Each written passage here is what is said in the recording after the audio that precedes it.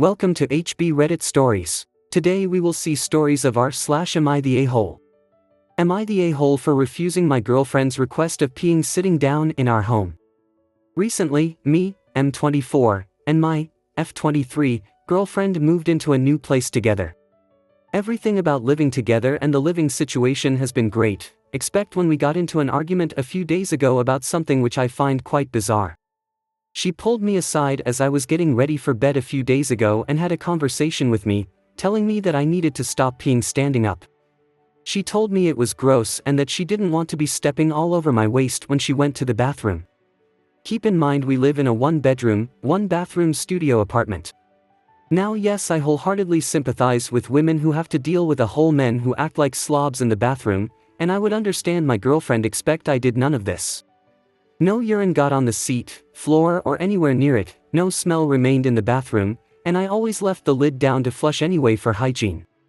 I told her this, but she has refused to listen out and has told me multiple times she doesn't want me peeing standing up and thinks it's gross. Now really this is my home too, we are splitting the rent, and I think I have every right to piss standing up in my own home and think it's ridiculous. Top comments.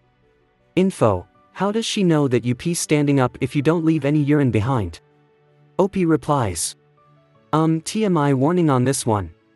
She's seen me go several times, whether it's on accident or we're both getting ready for work in the same bathroom. I had a different opinion about this until I heard a guy who did a lot of time in prison talk about it. When you pee standing up and it hits the water, it kicks up a certain amount of piss mist. Small droplets that bounce out. It doesn't matter how good your aim is or if you wipe the rim after or whatever. It is simply put, less hygienic than sitting down. That really matters when you are in a small concrete cell 24/7 with another adult. A small apartment like yours is more analogous to that cell than you might realize. Have your opinion and preferences, but pick your battles. Is it worth your cellie wanting to hurt you because you are stubborn? Is it worth your girl feeling gross and upset, or should you just sit down when you're home and stand when you're away? I know which I would pick. If she's asking you bro, it means that you're just not seeing the piss droplets you're leaving. You said no urine on the toilet or floor, but are you saying this from a visual inspection, or are you running your hand across to feel for moisture? Because urine isn't generally neon yellow, and small droplets aren't always noticeable to the naked eye. You know what is noticeable? Stepping or sitting in wet drops, and knowing exactly where they came from. Every guy, no matter how good his aim, will produce flying droplets. Women notice this way more, because we're not standing away from the toilet when we go. Guys don't notice the moisture droplets that are on the inside of the lid, on the seat, on the outside porcelain that touches our legs, on the floor at the very base of the toilet, unless they're big yellow drops that they can see from standing up. You are the a-hole. So she asked you something very simple. And now you're on about what's your rights and what isn't in your own home. Jesus Christ. You are the a-hole. I pee sitting at home for this very reason. My girlfriend never asked me, I just don't want to be cleaning piss in my own home. There's lots of videos that show no matter how well you aim, ting droplets of your piss get everywhere in your bathroom because you refuse to sit down. It's gross and you'd need to wipe everything within a radius of a few feet to get it clean every time you go pee.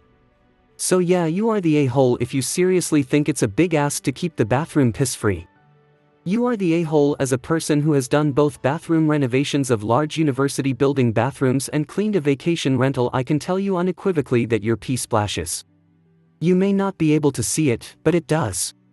There was one bathroom at the engineering building that nearly had me throwing up from the decades-old urine stench. Before anyone asks, the women's bathroom was completely fine. At the vacation rental I need to clean not just the inside of the bowl, seat, lid, etc., but also wash the walls. Otherwise it will smell. There is a baseboard heater next to the toilet, why? That gets corroded and needs to be primed and painted once a year. It's been replaced 3 times in 10 years. And yes, if it's a group of women staying, washing the walls and heater isn't necessary. And the toilet doesn't smell. So yeah, if you stand to pee you are splashing around, no matter how good you aim. Info. Who cleans the bathroom? OP replies. We take turns in our household chores, for example one day I clean the bathroom, she cleans bedroom vice versa. Next story. Am I the a-hole for bringing an uninvited guest to a destination wedding? I, 26F, was invited to a wedding within my state but far enough that to attend I'd have to sleep over at a hotel for at least 2 nights if I arrived the night before, as it was planned to be a pretty much all-day affair. I was very flattered to be invited, as I didn't think I was that close to the couple. It was a fairly small wedding, 60 guests including the bridal party. Obviously, as it was very small and I was possibly a second-round invitee, I didn't get a +1. Fine with me. I ultimately decided to go. When I went to book the hotel room for my stay, I found they only had large rooms available, multiple beds or king beds, etc., as it's a popular wedding destination and is a bit fancy. So, I thought, why not invite my boyfriend, 26M? That way we could trade off on the long drive there and back and share the big room I would have to pay for anyways. The idea was that night we arrived we could get dinner together somewhere new and have a nice breakfast before heading back home. While I was at the wedding events, he could just hang out in the hotel room or the pool or whatever. The wedding went great, but then after it wrapped up, the maid of honor, who I'm closer to than the bride, was chatting with me as I walked back to my room, and I knocked on the door instead of digging through my bag for the keycard. When my boyfriend opened the door for me, the maid of honor just greeted him and walked off. I didn't think it was a big deal or anything. A few days later, the maid of honor reached out and said it was awkward and uncomfortable for me to have invited him to the hotel, and it made everyone feel bad and weird that he was there waiting for the wedding to end when they hadn't invited him. We were both a bit surprised. No one even knew he was there because it didn't come up at all during the wedding. It definitely wasn't a secret, and honestly, we wouldn't have thought it was a big deal if people did know. And he had only met the bride and groom like 6 times and had 0 issues with not being invited to such an intimate wedding. Also, if it matters, I was far from the only guest who didn't get a +1, and I never asked to be given a +1 for him. I have no clue if the maid of honor told the bride and if the bride also thinks this was inappropriate. If she hasn't, I really don't want to contact her during her honeymoon to start drama. I didn't check or anything beforehand, that's my bad, I guess. So was inviting him really a big deal? Top comments. Not the a-hole. Let's see. You didn't insist on getting a +1. Throw a fit when you didn't get a +1.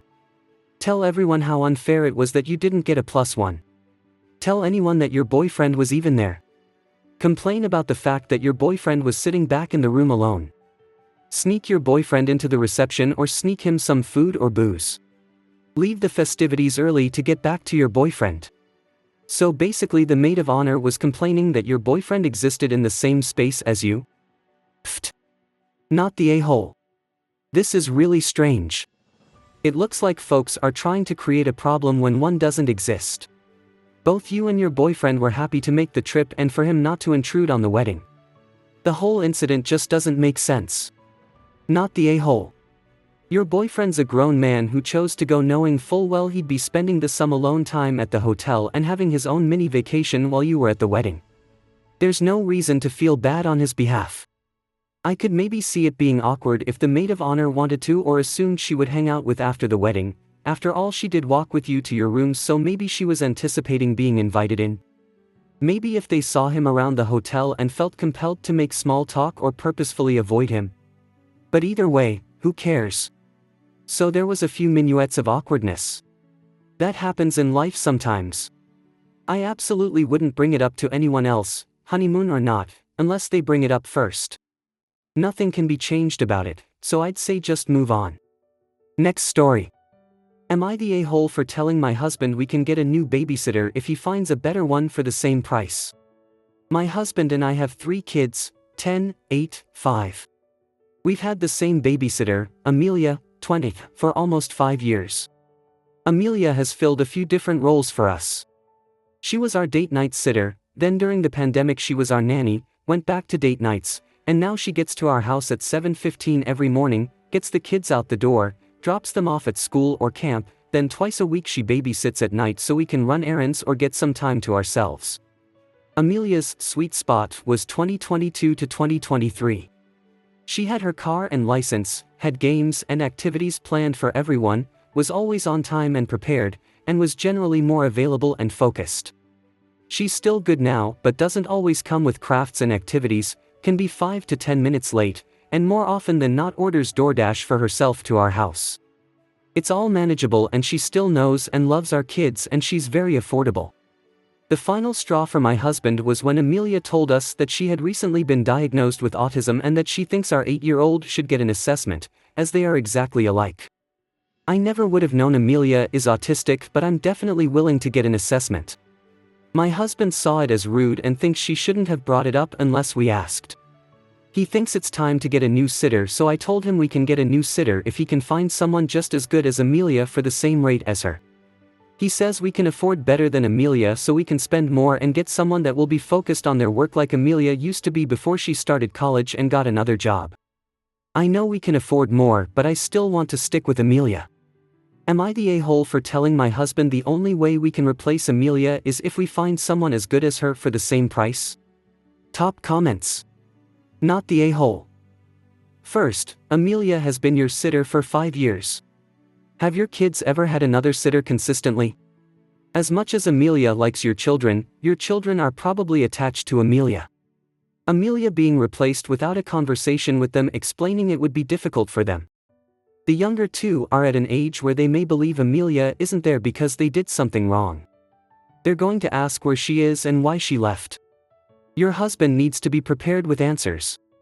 Second, it's very doubtful given that care that her stating a suspicion of your child being on the autism spectrum was done maliciously. Likely, Amelia went through a hard time when she was younger due to her autism. A lot of autistic girls on the minor end of the spectrum have their diagnosis missed well into adulthood. She's probably drawn comparisons based on her experience and may be hoping to save your child the same path she took. Whether Amelia is correct or incorrect in her suspicion, it's not rude, and, in fact, it's exactly what we want her to do. We don't want her keeping information about our children from us. She is in a position to see a different side of our children than we do, or see the same behaviors that we see in a different light. The absolute last thing we would want her to do is to keep those insights to herself. What if she saw warning signs of abuse or a physical illness that our child was successfully keeping hidden from us? We are the parents and ultimately, we are the ones who need to act on the information. Thinking Amelia should have kept it to herself is basically saying you are willing to abdicate the parental responsibility and let her decide what information is worth sharing. Not the a-hole, but I think you are misinterpreting the situation. Your husband may be asking for a better babysitter, but if you actually follow his plan, you will wind up with a worse one, regardless of how much money you spend, one who either won't notice those kinds of details about your children, or who will notice but hide them from you. By the way, I'm not assuming that Amelia is correct in her assessment. It's equally likely that her new diagnosis is causing her to see autism everywhere.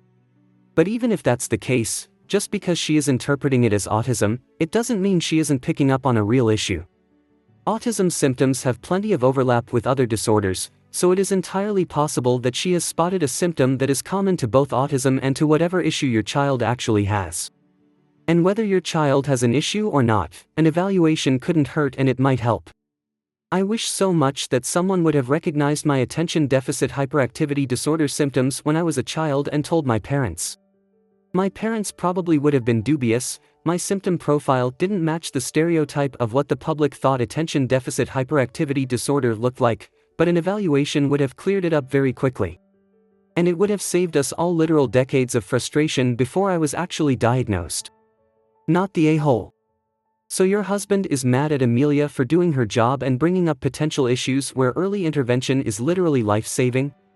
And why are you angry she orders DoorDash? Opie replies. I'm not angry about it, but the kids see her getting DoorDash and want to get it too. Next story. Am I the a-hole for telling my wife to drop an issue that our daughter is having at school? My wife, 36F, and I, 35M, have 2 kids, 10F and 8M. We live in a school district that has already started school and our kids have been in classes for about 2 to 3 weeks now. Our daughter has been having an issue with her lunch being stolen a few times a week. The school offers breakfast and lunch, but it isn't free. We always put money in accounts for the kids in case they want to eat school lunch instead of what we pack for them, so our daughter doesn't go hungry even if her lunch is taken. She also doesn't have any dietary restrictions. My wife works night shift as a nurse, so I am the one getting the kids up and ready for school in the morning, including packing lunches. And yes, I put their names on everything. My daughter has told me every time that her lunch was taken. The first few times I asked her to just eat school lunch, but she doesn't always like what they offer. So, I started making 2 lunches for her and told her to hide one in her backpack instead of bringing it into the classroom where the other lunches are. I've also talked with her teacher about it and she said she would be more vigilant about the lunches. But that hasn't stopped them from being stolen. My daughter is not the only one having this issue. My wife is up in arms about it and wants to bring it up to the principal, superintendent, school board, etc. She thinks that whoever is stealing from our daughter is a thief and has some kind of grudge against our daughter. I, however, have a different view on it. The way I see it, whoever is taking lunches probably needs that food more than my daughter does. If their family had means of providing packed lunches, I would assume they would do so. Same goes for putting money in an account for school lunch. My feeling is that whichever kid is stealing lunches is hungry, and I don't want to compound that by making this a bigger issue. The teacher is already aware, and I don't feel we need to elevate this beyond that. Our family is not in dire straits financially. We do just fine. But I know that isn't the case for everyone. And if packing 2 lunches for my daughter means that a hungry kid gets a solid meal, I'm okay with it coming out of our pockets. My wife and I got into an argument about this because she wants to send an email to anyone and everyone at the school district that she feels needs to know about this. I told her that we should wait and see if the teacher can figure out who the kid is, and we can handle this without bringing the whole school district down on this kid and their family. My wife wants to set up meetings with the teacher and principal, but I told her she would need to be the one attending them, because I won't. And since she usually sleeps during the day when the kids are in school, she didn't like that. She thinks I am being an a-hole by not protecting our daughter. But our daughter is not going hungry, and whoever is taking her lunches isn't either, which I'm okay with. Top comments. Info: you shared your perspective and that of your wife, but what about your daughter? Does she feel victimized, or is she on board that the lunch thief is a hungry kid and that she is showing that child mercy? Opie replies. She is keenly aware that there are kids in her class and school that are less fortunate than we are. She sees these kids every day and she probably has a better idea than the teacher who the culprit is. But she's 10, and as long as she gets to eat lunch every day, she doesn't have a problem with it. She was upset after the first couple times, but after talking with her about it and confirming with her that packing 2 lunches is a solid plan, she's fine. She's now looking at it as she's doing something to help someone else without the other person needing to ask or feel embarrassed. You are the a-hole. It's okay to steal if you need it more is not a good lesson for your child or other children. Would it be okay for someone to come steal your car because they need it more? What about your wallet? What if they stole your daughter's backpack or coat? All you are doing is contributing to the problem. And your daughter isn't the only child being stolen from. What if one of the other kids can't afford school lunch and is going hungry? The stealing child may be taking from someone who needs it even more than they do. This needs to be handled at an admin level, so the next step is to meet with the principal. Here's the problem I see with your approach: if it isn't discovered who is stealing lunches, then they can't receive more assistance beyond stealing a lunch. KWM. If this child is in a neglect situation, it would be far better to know who the child is so the school can step in and offer actual assistance. I don't think you're an a-hole though. I think you have a kind and generous heart. I do think this situation needs to be escalated. This kid needs help and won't receive it if their identity remains a mystery. No a-hole here. You are the a-hole. You say you think the person, or persons, stealing the lunches are doing so because they are hungry and need the food. There are programs in place in most districts to see that kids who need better nutrition can get it in low-cost or free lunch/breakfast meals. Of course, if someone is hungry, they need to eat, but it's not up to your daughter to keep providing their food by having hers stolen. I think it's much more likely to be a case of virulent bullying. The fact that it's not just your daughter, but others as well, indicates that this is probably the case. Someone is out to make victims of the kids whose lunches are being stolen, and stopping it should be your first priority. Once the bullies are found, their need for sustenance can be evaluated and provided. And, hopefully, your daughter can eat her own lunch without worrying if it will be there when she wants it. Your wife is right to take this very seriously. If it's bullying, it could, and probably will, escalate. Your daughter's peace of mind and her safety is way more important than the lunch itself. It's an attack, and you need to do whatever is necessary to make sure it stops before it gets worse. It is theft, and it needs to stop. Please, do everything you can to make a big issue of this. Your daughter might not be telling you the entire extent of it because she could be thinking the bullies will retaliate even more if she does. Get in the faces of the principal, the vice principal, the superintendent, whoever you need to get some attention on this. I hope you guys liked this video. If you did, make sure like, comment, share and subscribe the channel HB Reddit Stories.